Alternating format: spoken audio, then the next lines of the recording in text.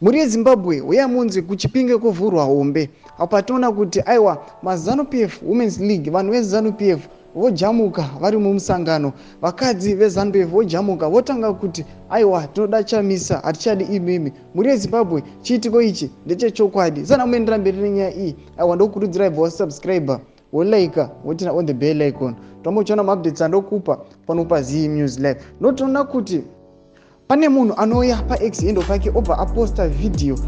richiratidza kuti vanhu veWomen's League yeZANU PF vanga vari mumusangano ndobva anyora achiti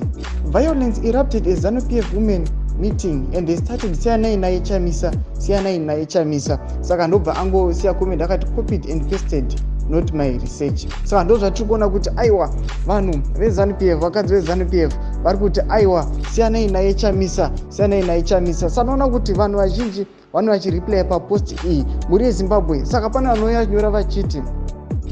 zuro ndizuro vaimhanya nekuti vanhu vachamisa vari violent nhasi zviri kwavo saka ndozvitaura nemunhu achiti aiwa zuro ndizuro pavaiva kunhamo kwaMob Blessing Ali vaiti aiwa vanhu vachamisa vari violent asi kezvino zvava mupati mavo saka ndozviri kupindurwa nemumwe munhu mumwe anonyora achiti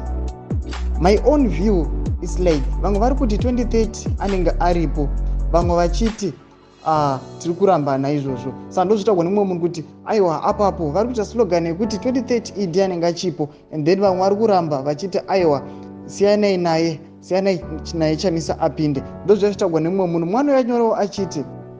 ndizvo chete zvavari kuimba vakuda president Chamisa saka ndozvatiri kuona kuti aiwa vanhu vai paWomen's League apa vamwe vakatotena macolors vamwe vakatojamuka muri Zimbabwe chimbotudzai mafungiro enyu munoti kudii pamusoro pechiitiko ichi chakaitika pine mucomment section medu musakanga no subscriber kulike zvinotina on the bell icon tombochana maupdates andokupa pano paZim News Live.